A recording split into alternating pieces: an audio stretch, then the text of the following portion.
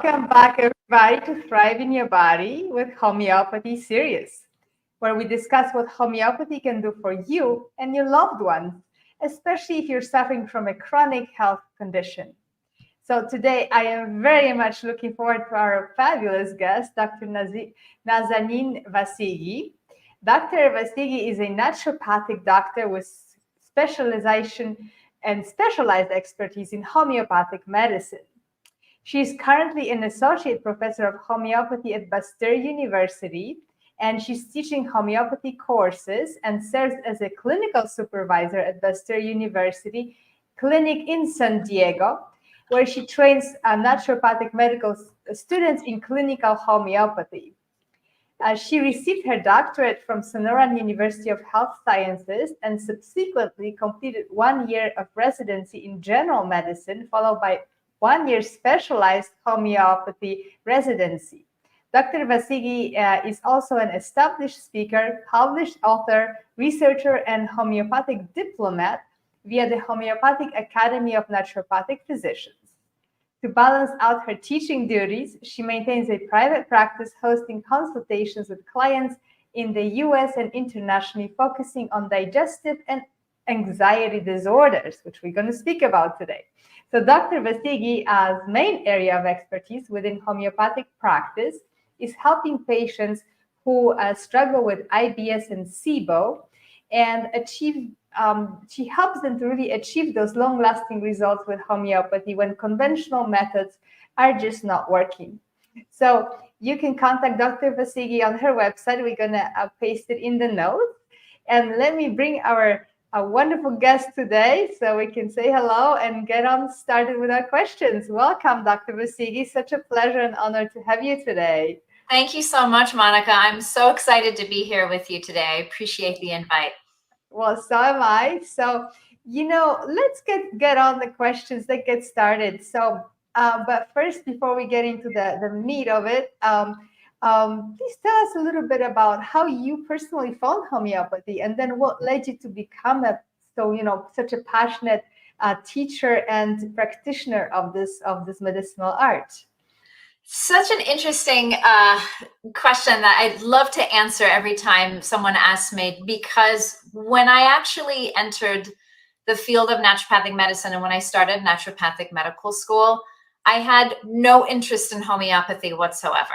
I traditionally was going to go to the conventional medical school route. I was going to become a doctor. That's pretty much all I knew until I started working with a chiropractor who used a lot of different, natural therapies and things of that nature. And I thought, oh, well, maybe there's another way I can actually get to know this information and still be a physician. And so when I found the naturopathic schools and their programs, I was so excited because they included so many things like herbs and nutrition.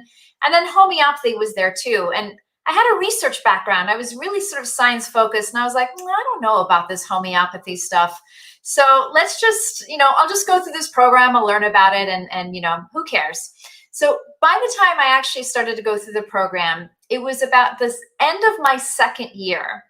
And I had a upper class student who pulled me aside in the hallway. And she said, it was almost like it was very sort of like hush hush. She was like, listen, if you want to see where people get better, you need to get on the homeopathy shift. Just come in, hang out. You don't need to be assigned. Just come on over. And this is at the time where my mentor, Dr. Stephen Messer, was having shift. And that's where I learned everything from him. So I thought, you know what? I'm game. I'll check it out. So I went and I sat in on shift. And it was the first night. And I remember there were like almost 20 to 25 students sitting around this table because he made this invitation. Anyone who wants to learn, they want to learn homeopathy, you can come on to shift. So I'm sitting there and the first students come back to report on their patients and they are beaming. They are so happy. They're so excited. And they said, all right, well, this is a patient who's coming back in for their first follow-up on homeopathic Natrum muriaticum. They were on a 30C potency. This patient had been dealing with depression for 30 years of her life. She had tried everything. She had tried medication. She had tried therapy. She tried other alternative therapies. Nothing had touched it. And the students were so excited because after 3 weeks of being on the homeopathic remedy, the patient's depression was gone. And the patient was so excited. She was in tears during the visit saying, I can't believe that after all these things I've tried, this is the thing that did it. And I feel so happy. I feel more like myself than I have in years. And I'm just so grateful to have found you. And the students are so excited. And I thought, whoa, this is something. And for the course of that evening and for the time that I spent on that shift for the following weeks, story after story of patients coming in, getting better, acute illnesses, chronic illnesses, things that, they hadn't found sort of solutions with the conventional medical system. And after that, I was hooked. There's no going back at that point. And so when I entered in my 3rd year, I requested to be on homeopathy shift, and I was on the homeopathy shift for the rest of the time. And I knew that this changed everything for me. This is what I wanted to focus on, because it really embodied for me the kind of true tenets of naturopathic medicine, of finding the root cause, using something that is the least invasive, the most gentle, to really, get patients to feel better, and addressing the whole body in that way. And I just thought, this is it. So it took one night and it happened. Wow. I mean, what a beautiful story. And I mean, it was really meant to be, right? Truly. To become a homeopath and such, a diplomat of homeopathy among the naturopathic physicians as well, which is a wonderful role to play. And we're going to talk specifically about your passion within homeopathy, right? The digestive issues. And speaking of the root cause, which is often a root cause of so many different ailments and problems that people experience. And, in particular, you're interested in SIBO and IBS. And of course, we're going to explain more about what it is. So tell us, why do you focus on that subject in particular? What got you into that specialization within homeopathy? So one of the things that I've always enjoyed is learning about digestive disorders. And within the naturopathic profession, the digestive class and everything that we really learn really stresses the importance of healthy digestion. And this is kind of the cornerstone of naturopathic medicine, where you can see so many different kinds of conditions all over the body, whether it's the skin, whether it's what's happening mentally, emotionally, whether what's happening with your joints, autoimmune conditions. The gut plays some kind of a role in it in some way, shape, or form.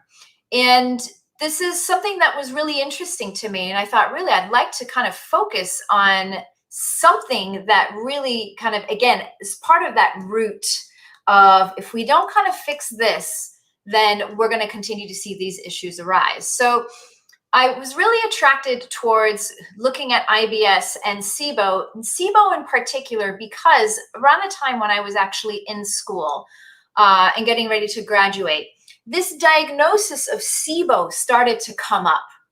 And, it's interesting. We see in the naturopathic world different kinds of concepts and ideas that come to light, that we start to see, oh, wow, this is a new thing. A lot of people are talking about mold toxicity right now.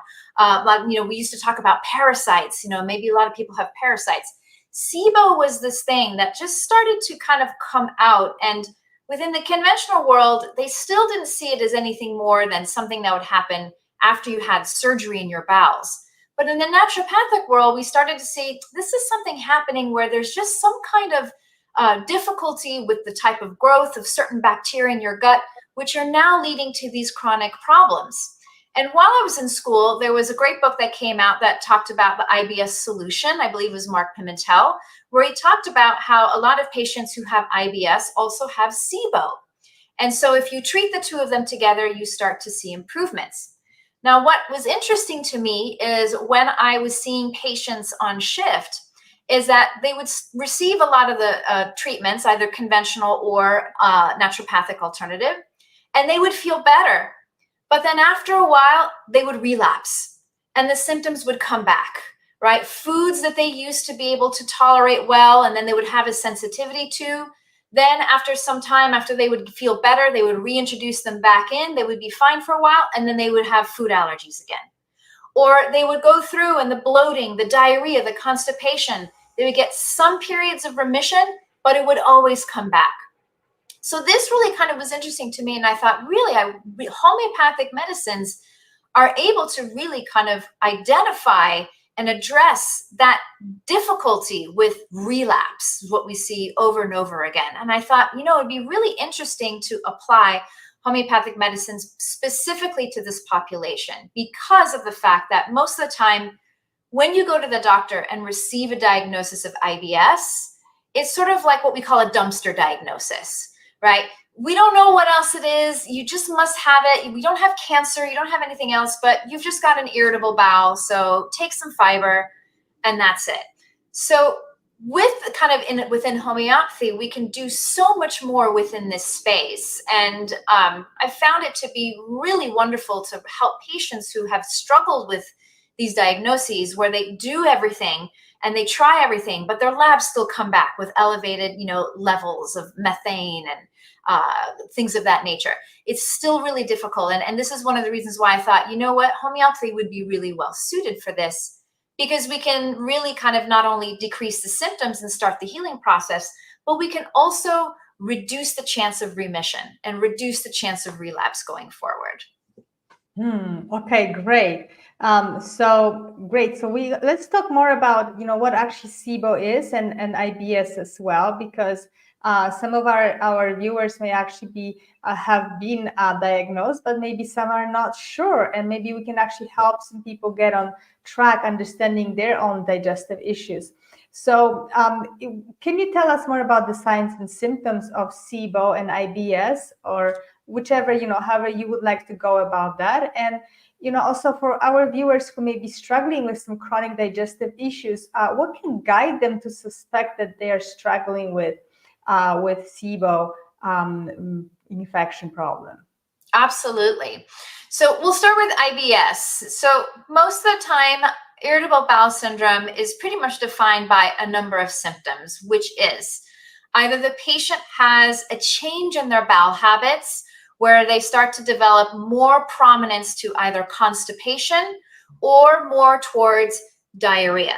Some patients also have a mix of the two, and you'll see there's different sort of diagnostic categories for these different types or subtypes of IBS. So diarrhea predominant is IBS-D.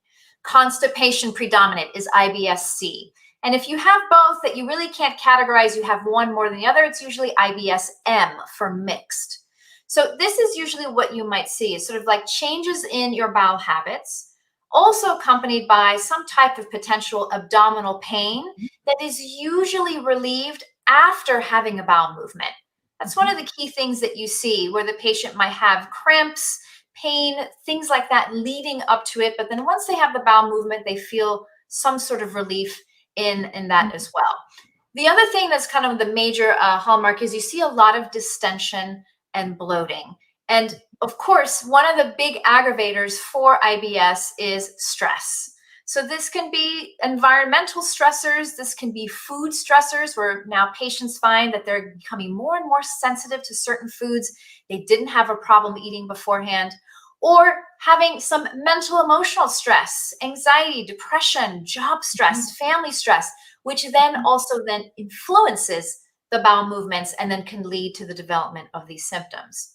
So that's basically the kind of category of IBS. And one of the most important things that we need to do as physicians is when patients present with these symptoms, we need to make very sure that the patient is not experiencing any other kind of organic cause for disease. So things like cancer need to be ruled out for patients. You need to make sure you rule out other digestive abnormalities, because we call IBS a functional disorder, which means there aren't really any signs that we can find on lab tests or maybe even in imaging.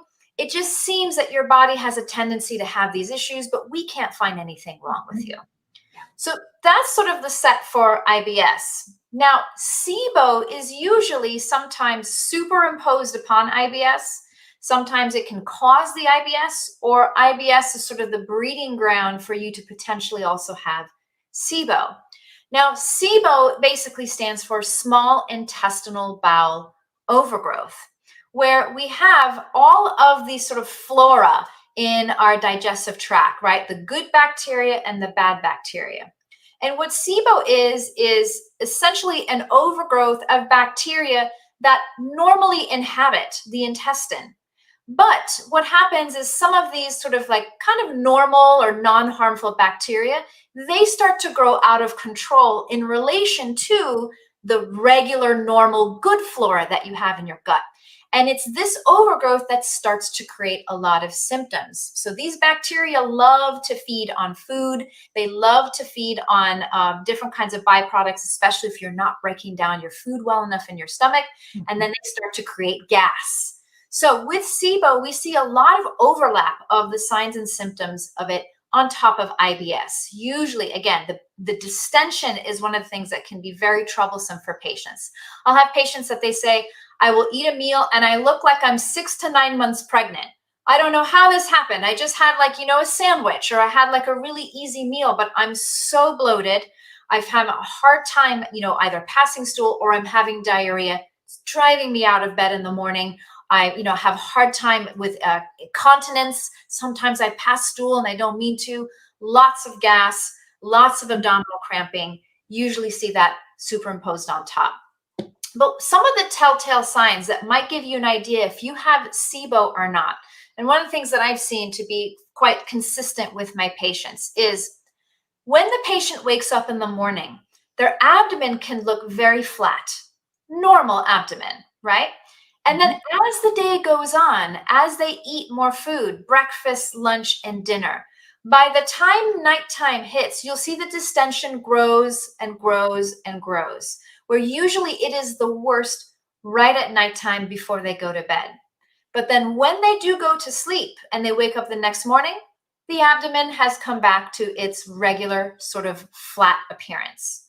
So abdominal distension that resets overnight is one of those kind of key signs that is really useful to think, oh, maybe I have SIBO.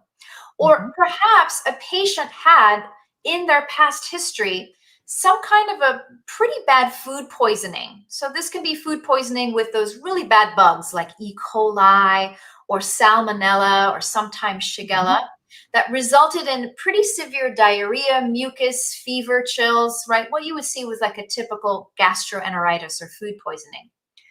With a history of this, if a patient then starts to develop this bloating, change in their bowel habits after when they have this acute food poisoning, this can also be part of the breeding ground for developing the SIBO. Because again, those bugs come in like E. coli and salmonella, and they just disrupt the balance of the flora in the gut.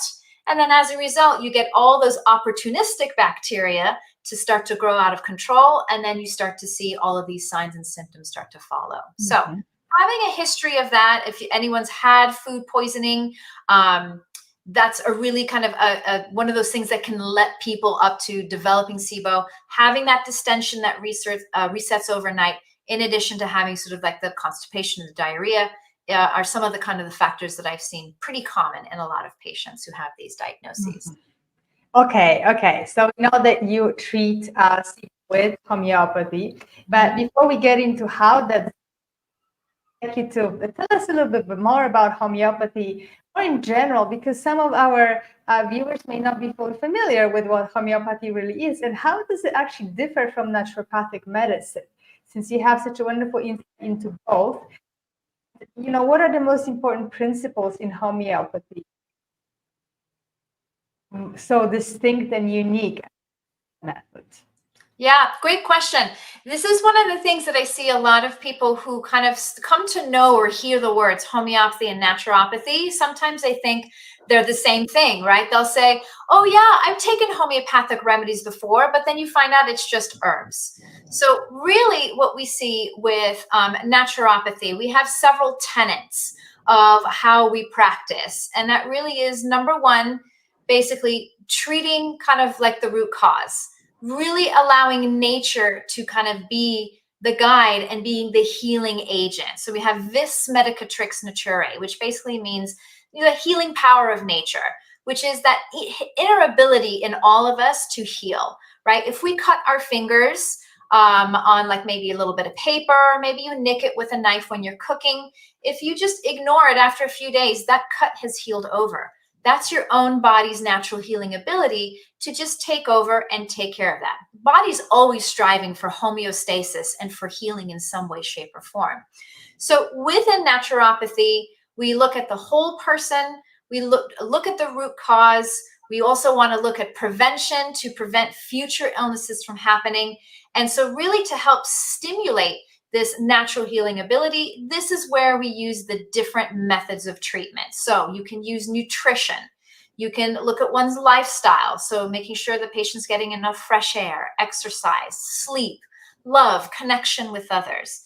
Making sure that maybe they need an herbal tincture, for example. So something to like help kind of move their bowels, or perhaps to slow the bowels down. Or maybe using things like hydrotherapy, the power of water, hot and cold alternating, for example. So really, naturopathic medicine is the philosophy upon which homeopathy can also act upon. So the difference, though, is that homeopathy is one of these modalities that we use to treat patients with. It falls under kind of the umbrella of naturopathy, but it is its own distinct type of medicine. And really the big difference with homeopathy and using an herbal tincture, for example, is that there's a higher level of specialization that's involved to find the right homeopathic remedy for a patient compared to an herbal tincture. So for example, if you have a patient who is having some diarrhea, then you might want to prescribe an herbal tincture for them that has some herbals that essentially are going to stop the intestinal tract from moving so quickly. So they're going to basically cut back on the diarrhea, and you're going to put in a certain amount in, and you're going to take it as you would like a medication, right? 2 or 3 dropperfuls 3 times a day. The herbs have some active constituents in it, much like a medication that is going to act on you, no problem. So it doesn't matter what kind of diarrhea you have. Most everyone will respond to the herbal tincture that has anti-diarrheal herbs in it, no problem. But with homeopathy, we really look at the law of similars. And this is based on is what's called the like cures like. So what happens is every case of diarrhea that we have, everyone experiences diarrhea a little bit differently. One person might have diarrhea with liquidy stools that smell terrible and they're dark brown in color. Someone else might have diarrhea that's changeable every time they take they have a diarrhea or they have bowel movement. Sometimes it has mucus, sometimes it's green, sometimes it's yellow, right? Everyone has it a little bit differently. So it's our job as a homeopath to find the medicine that matches these symptoms exactly. And that's what makes homeopathy a little bit different, is when we start to use these medicines, we first are going to be using them in a very diluted amount, a very small amount. And that's what makes them so powerful, is because they're very gentle. They can be used on anybody, pretty much from children all the way to adults, pregnant women, animals, plants, all sorts of things, because they're very, very dilute and they have a very small amount of the original medicine in them. But what makes them work is that match between the symptoms of the patient and the symptoms of the remedy for them to actually start to get movement. So there's a level of precision that is involved with homeopathy that is much more detailed or precise than giving someone a medication or an herbal tincture or things of that nature. Mm-hmm. So a little bit different in that way, but I think even that makes it that much more powerful as a result, because you can really start to see the effects in that way. So it's important for us to individualize every prescription with homeopathy for our patients. Yes, and that indeed is very unique about homeopathy. I don't think we can find another healing discipline that does it to that degree and with such precision. And also, I think, just to stress what you were saying, is that that principle of minimal dose in homeopathy, we really are going with minute, very small dose. Mm-hmm. Sort of naive view of naturopathy that often we go to a naturopathic doctor and we come up with, this whole battery of pills and tinctures and herbal supplements, and that we have to take, every couple hours or so. That is very different with homeopathy, right? Very much so. It's interesting. A lot of people will go to naturopathic school and they learn about all these herbs and they're so excited to use it.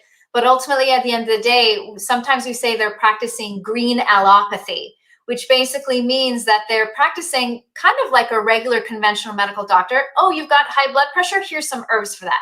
Oh, you've got some stomach issue. Here's another, herbal tincture for that, or whatever the case is, or supplement or nutrition. Whereas you're basically still viewing it and treating them through the original model that doesn't take the patient into kind of a whole person consideration, and then trying to understand, well, why do you have high blood pressure? Why is your stomach disordered? Let's try to figure that out. And then if we can identify all of the obstacles to cure and remove those, and then we can give a nice, gentle, cheap remedy. That's the other thing I love about the homeopathic remedy. They are cheap. You can buy them for $10, at the grocery store. Then you can have this, and this can do all the work for you, right? You don't have to worry about it. And that's one of the things that makes it also so powerful for places or for patients who are from a different socioeconomic background, right? Who may not have the means to be able to afford all of these supplements and things of that nature. The homeopathic remedy can do just as well, if not even better, in my opinion. Yes, yeah, and it takes that stress of spending a lot of money and having to be on the schedule of different supplements for the entire day. I think that also helps healing, because the more stress and the more we think about what do I need to take now, how much do I need to spend, I think it's actually making often those digestive issues even worse. So yes. So thank you so much. That was such a clear way of elucidating how homeopathy is so distinct and different. And so let's get back to SIBO and digestive issues. And so, because for our viewers, again, they'll be asking themselves, well, maybe I've seen a lot of doctors, I've tried a lot of tinctures and herbs, and nothing's really helping. Nothing's really actually creating that sustained change in my condition. So how can homeopathy actually, claim that it can help with that deeper than other modalities? That's one of the really beautiful things about homeopathy in general, is the depth of where it is acting in the body. So, again, with an herb or a vitamin, right, you have to take a certain amount to get the levels in your blood high enough for it to exert an effect. But most of the time, when you stop taking it, then you lose the ground that you've made while you've been taking that supplement or that vitamin. And the beauty with homeopathy is when you take the homeopathic remedy, because it's stimulating that internal ability to heal, it's basically making the changes so that when you start to see improvements in your symptoms, you're not masking the disease by just palliating the symptoms or making them feel better. What you're actually doing is curing a lot of these issues from deep within, so that if you were to stop taking the remedy, you won't backslide. And that's really the wonderful thing about it. When you reach a better place, this is your new normal. And so you can continue to improve from that place moving forward. And I think that's really one of the keys, is that when we talk about homeopathy being one of those root cause kinds of addressers, this is really what it is. And what I've seen with SIBO patients is that same question of patients will do things, they have a relapse, they don't find that they get long-term relief, or because life is the way it is, right? People get stressed out and they start to see a return of their symptoms. And so because of that, it's because we're not addressing the root cause of why they have SIBO in the first place. There are a lot of people who will have food poisonings who will never develop SIBO. We have a lot of people in their life who will not develop food allergies, and that's just because of their own personal susceptibility, right? Some people just have a weakness to begin with in their gut that might trigger that. That can be there due through genetic means. It can be also acquired throughout one's lifetime. So one of the things that the homeopathic remedy does is it really goes down to the root of why they're getting this in the first place. And it's altering not only the signs and symptoms that the patient has and they're suffering with, but it's also altering the susceptibility. So it essentially makes them more resilient, so that when they actually stop taking the homeopathic remedy or they progress out, they can go into remission and they can stay there for longer and feel better, and basically start to embrace a lot of their old life again in terms of what they can do. So it really is about going very deeply within the body and fixing it from that way. Mm-hmm. Beautiful. Yes. And it's not really trying to mask or fix the symptoms. I think that is a very important thing that you mentioned. It is really about going deeply into what is actually making my constitution so, my person, my body so that I am susceptible to these conditions rather than other conditions, or why is that such a trouble for me? It's not a random thing ever. It is something that always has to do with who you are and your history and genetics and this entire background that we come in with. But at the same time, I believe a homeopath doesn't need to figure it all out. They don't need to do a million tests to actually figure out what is really wrong with that person.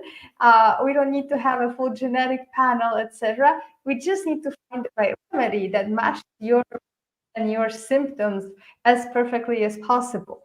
Yes, right? Agreed. Yeah, agreed 100%. And this is one thing I always tell my students who are on shift is, they say, oh, well, we got to work up this patient. We've got to do a genetics panel. We need to do a mycotox panel. We need to do all these very expensive tests. And I tell them at the end, I said, what do you want to prescribe treatment-wise?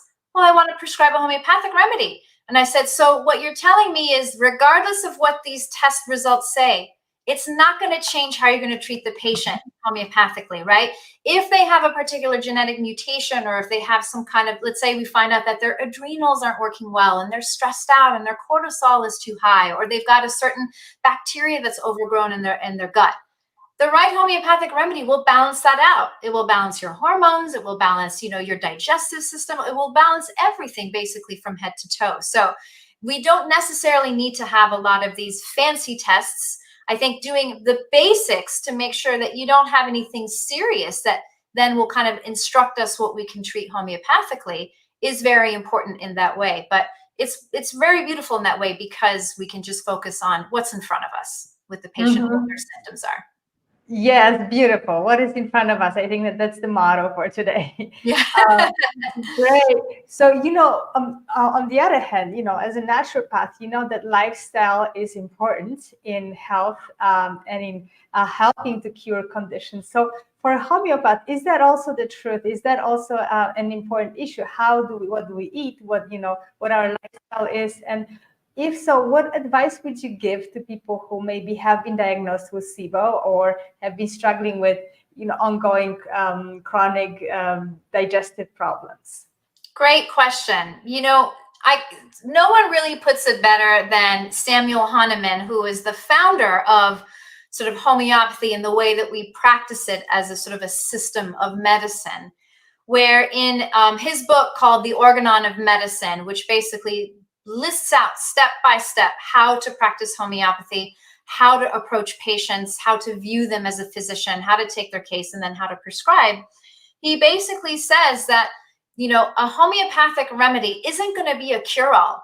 Sometimes we have these things like obstacles to cure that are within our lifestyles that are not going to be able to help even the most well-suited homeopathic remedy to be able to do its job.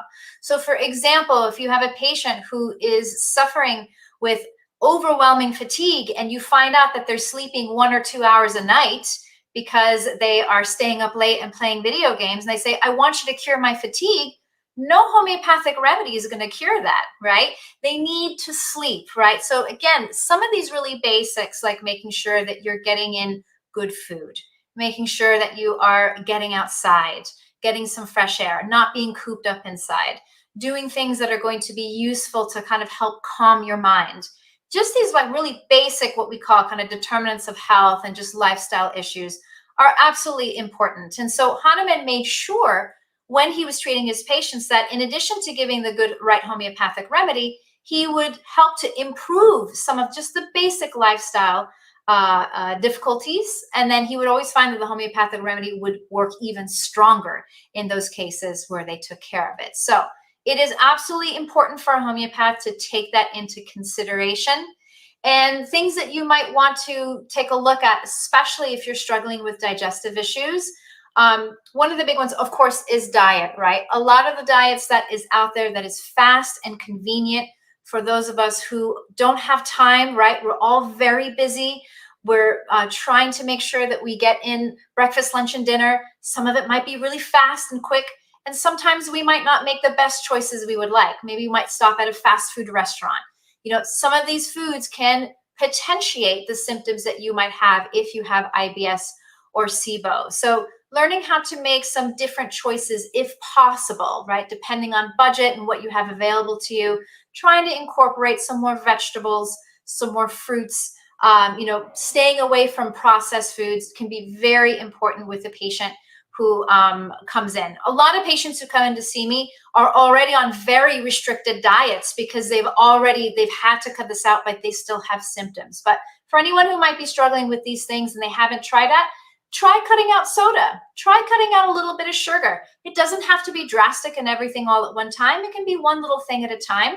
And you might see that your body's going to thank you for just sort of taking some of those things out that could be aggravating. So diet is definitely one of it.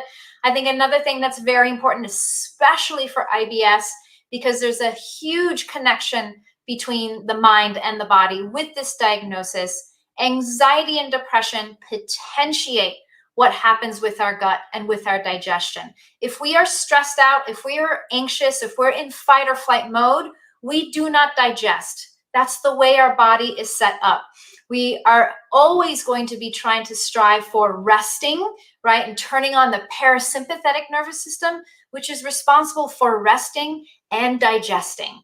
When you're in a fight or flight and you're constantly scared, anxious, in a stress state, your body says, I need to shut down the digestion so that I can help the rest of the body deal with this stress that's in front of me right now. So trying to modulate your stress in any way, shape, or form that is usable is going to be paramount for someone who has IBS and SIBO. So this can be as basic as incorporating meditation, doing some journaling, you finding a counselor or a therapist to be able to talk about the things that you're experiencing so they can give you some good ideas of what to do. Making sure you get outside and get some sunlight, right? If you like to be outside.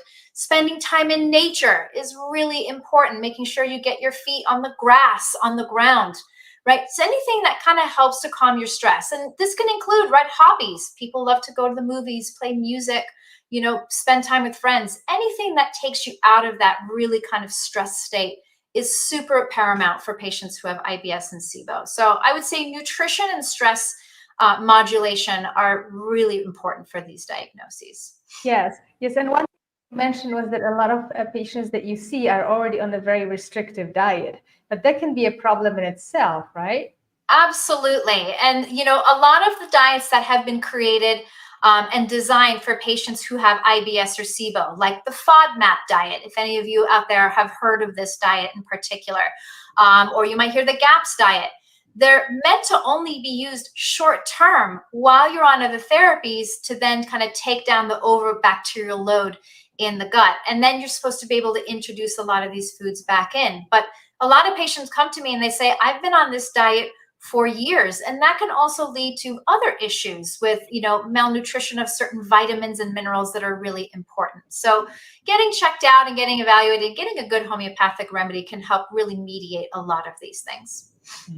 Okay, wonderful. So, you know, we talked about how homeopathy can be wonderfully, you know, going into the root cause of the issue. But I'm curious, do you have any examples that you could share with us of patients who have had success with homeopathy in terms of SIBO and digestive disorders? Absolutely. I have a little PowerPoint if I can share. Is that all right? Yes, you can, absolutely. All right. That's great. Let's see if Give it a second. Green. Let's see if this works. If I can find this. Can you see this screen right here? Not yet. Not yet? No, but you have to click on present and then show screen, share screen. So let's see. Let's say entire screen and let's say allow. Here we go. How about now? Yes. Beautiful. Okay. So this is a case of IBS-D, so diarrhea predominant, that was treated with homeopathy. So we'll get right on in it. This is a 35-year-old male who came in. One thing, I'm so sorry to interrupt you, but we're just seeing a screen here with our own video. Oh, no. Let's see here. Let me see. Okay, guys. Well, thanks for your patience, everybody. We'll get to it in just a second. Let's see here. Let me try. Maybe, is it this? Well, if this doesn't work, I'd be more than happy to just talk about the presentation. And we can always share the screen, the PowerPoint presentation together in the notes. Sounds good. Okay, let me just see if I could give this one more time. If I could give this a shot. Well, doesn't look like it's working. All right, so let me stop sharing so that you just see the both of us, and I'll tell you about it. Okay, so we have a 35-year-old male. He had the diagnosis of IBS-D, so diarrhea predominant, and he also had two other diagnoses. One of them was anxiety, and the other one was interstitial cystitis.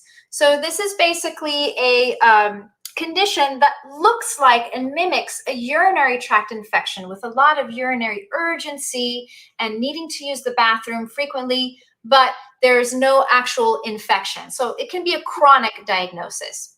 So this patient came to see me in July of 2022, and he was first diagnosed with IBS when he was 18 years old while he was a college student. He'd been assessed by many different physicians, had so much workup done, and they decided, well, you know what, it's just plain old IBS. Then the anxiety, he recalls that it started when he was a kid. He had many fears, lots of panic attacks that were also active as well.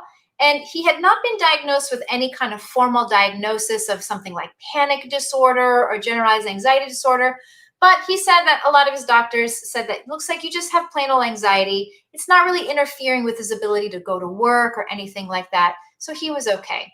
And then the interstitial cystitis, the urinary issues, were diagnosed 3 years prior with a lot of urging for urination.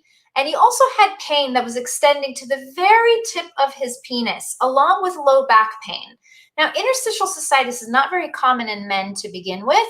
And so he was evaluated for prostate issues, for kidney stones, and other kind of potentially like bladder issues, and they were all negative. So he came in to see me and he said, I really got to get some help with this.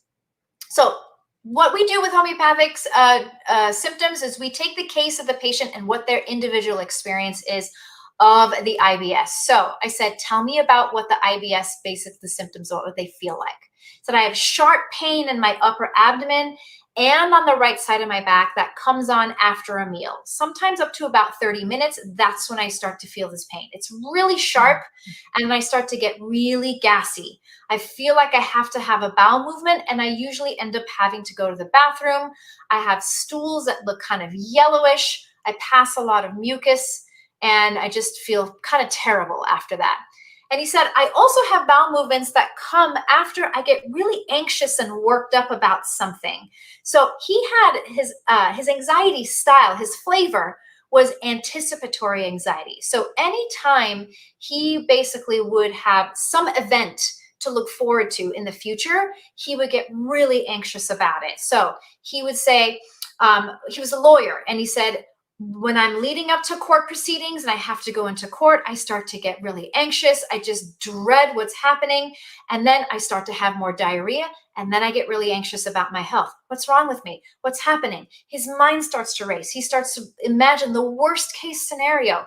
And when he gets really anxious, he starts to get shaky. So his hands would shake. He would get nauseous, and he would start to sweat profusely. Then in terms of his urinary symptoms, he'd had a lot of that frequency and urgency to urinate throughout the day. And again, the really kind of most what we call characteristic symptom that was really unique to him is he was having sharp pains right in the head of the penis while he was urinating. And that was kind of come along anytime he would urinate. So very uncomfortable. Now, he had seen a previous homeopath who'd given him a few remedies, and he didn't have a lot of improvements, and tried to give homeopathy one more shot when he came to see me. So we basically what we do as a homeopath, we use what's called a computer repertory. And it allows us to put all the symptoms that the patients describe to us into a computer program. And then this computer program will then give us a graph of the most top indicated remedies. So it cuts down a lot on the time spent to be able to look through this. And the remedy that came up for this individual was a remedy called pulsatilla. So pulsatilla is actually a lovely flower. It's called pasque flower or wind flower. It is this beautiful purple flower, has a yellow interior, and sometimes you see when it grows, it starts to droop over a little bit. So some of the symptoms that you might see associated with pulsatilla that you can match with patients is patients tend to be either anxious or depressed. They tend to be very weepy. Sometimes they have a lot of this overwhelming anxiety, and it treats a lot of conditions from head to toe. So basically what we're doing is when we prescribe a homeopathic remedy, we're taking a very small dose of this pulsatilla that's been diluted down many times, and we're giving it to the patient. And that small dose is what then stimulates the body to heal itself. So I gave him a 30C potency, which is a low to medium sized strength of the medicine. And I said, I just want you to take 3 pellets once a day. Just put it under your tongue and let it melt, and let's see what happens. So when you look at and try to make the match for the homeopathic remedy, we have books called Materia Medica. We go in, we read, we make sure that what we read under each remedy matches what the patient's presenting with. And pulsatilla had a perfect match with his symptoms, with this colic and this gas that would happen immediately after eating, the soft stool with mucus that was yellow in color, this frequent need to urinate, and then this pain that was also experienced in the tip of the penis. It's also wonderful for the anxiety. It is a well indicated remedy for this trembling anxiety with this sudden sweat all over the body when the patient gets very anxious, and this worry about their health, which is where he would go. So I said, I want you to come back in 4 weeks. But guess what? This patient didn't come back for 10 months. So, sometimes you wonder, what happened to the patients? Are they okay? Did they get better? You hope that they get better, right? But 10 months went by and I didn't hear from this patient. And he came back in and he said, well, I'm back to see you. I want to check in. I said, well, how did you do on the remedy? And he said, well, the first 2 weeks I took it, and I felt a little worse. I felt like my diarrhea was a little off. I felt like my anxiety was a little bit worse. But then after that, I felt so much better. And then within the first 2 months of taking the remedy, my symptoms completely resolved. He said, I was doing so great. And so I just kept taking it because I'm like, whoa, I feel really great. I'm just going to keep taking it. And then he finally actually ran out of the remedy when he was overseas on a trip, and he stopped taking it. And guess what? The symptoms didn't come back. He was at his new normal. So the pulsatilla really helped with helping. So he said, my anxiety is 99% improved. My IBS is essentially resolved. All the kind of penile and back pains, he had some testicular pains as well, also had resolved. So I said, why'd you come back? And he said, well, I had a little bit more of this urinary urgency. I'm also having some pain coming back in this area. So we ran a urinalysis, made sure he didn't have an infection, and we looked at the case symptoms that were at hand. So what's left over? And he said, well, I still have that penile pain. It's a little sharp. I'm having more and more urinary urgency. I have to go to the bathroom 10 times in an hour. And even though I'm going, I'm hardly passing any urine, but I'm drinking 1 or 2 liters. I don't know where all this water is going. And I said, what was going on when these symptoms kind of flared up again? And he's like, well, I remember 2 days after I went to this concert, there were a bunch of people fighting. I got frightened by that. And I left immediately with my wife because I didn't want to get stuck in the potential melee that would essentially ensue. And that's what he said. I didn't want to be stuck in the melee. So I had to take that into consideration. Sometimes stressors like this, especially mental, emotional, can sometimes trigger a relapse of some symptoms. So I reevaluated the case, and guess what? Pulsatilla was still the most well-indicated remedy. So it really actually also covers this sort of like intense need to urinate, but only passing a little bit of urine and feeling kind of this fullness. And of course, this anxious feeling that you see based on something that he kind of imagined in his mind, like, oh gosh, I'm going to get caught up and then something bad's going to happen to me. You cover that symptom well. So I just gave him a higher potency. I gave him a pulsatilla 200C. And I told him, you know what, why don't you take this maybe 3 times a day, since this is a little bit more acute presentation, and let me know how you're doing in about 2 or 3 days. So we did send out his urinalysis to make sure that there were no bacteria growing, so the culture was negative. And then when I talked to him in 3 days, he was like, my symptoms are gone. Thanks. I haven't seen it back. So it seems like he's done really well with this homeopathic remedy. Because when you find the right homeopathic remedy and when you use Hahnemann's approach to finding the right homeopathic remedy, you get great results usually every time. And of course, this is one of those, like, you know, not everybody reacts this well. Sometimes we have some bumps in the road that we need to manage, but most everyone gets better with the homeopathic remedy. And that's what I found in my practice. People get better, and then the time of how long it takes for patients can be variable. So a nice little case, though, of one of many cases I've seen in my practice that are really well indicated with that. Wonderful. Yes, beautiful. What a wonderful example. Thank you so much. And I'm glad that you helped this person, and I know so many others. So Dr. Vassighi, for concluding our interview today, that, you know, was so interesting, and I think people will absolutely love about, you know, learning about homeopathy that way. But tell us, is there anything you would like to leave our audience with? Is there anything that you would like to add on?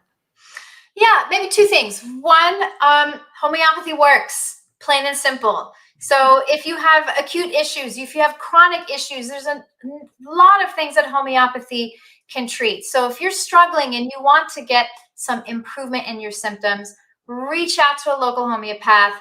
Make sure they practice good classical Hahnemannian homeopathy, because you'll get really great results that are reliable and consistent every time. That's number 1. And number 2, for anybody out there who's struggling with digestive issues, IBS, SIBO, EMO is sort of like a new thing that they've sort of come up with in these terms for patients who have constipation predominant. You know, GERD, ulcers, autoimmune issues. There is hope for you with homeopathy. And if there's anybody out there who would, you know, needs help, I'm here and my door is open. So you're willing to come and check me out. My website is www.drvassighi.com, just my last name, drvassighi.com. I'd love to be able to help anybody that I can, because this is my passion, my most favorite thing to do. Homeopathy is fun. And so we try to really make sure that you are well taken care of when you're treated, and that you just get better. Wonderful, wonderful. Well, thank you so much for all that you brought in today. And yes, homeopathy works. Give it a try. There's nothing you can lose, and you're not going to get worse on it. Beautiful. So, well, thank you again, Dr. Vassighi. It was such a pleasure to have you here today. And thank you for sharing your wisdom and your experience today with us. And thank you, everybody, for tuning in. I am so glad that you took your time to listen to this interview, and please reach out to Dr. Vassighi. We're going to put her website in the notes to the show, and, you know, reach out to me as well if you have more questions, and tell us what questions you have, and also what would you like to learn about in future episodes, because I'm always listening and we're here for you. Thank you so much. Have a beautiful day, everybody, and we'll see you soon. Bye-bye. Bye.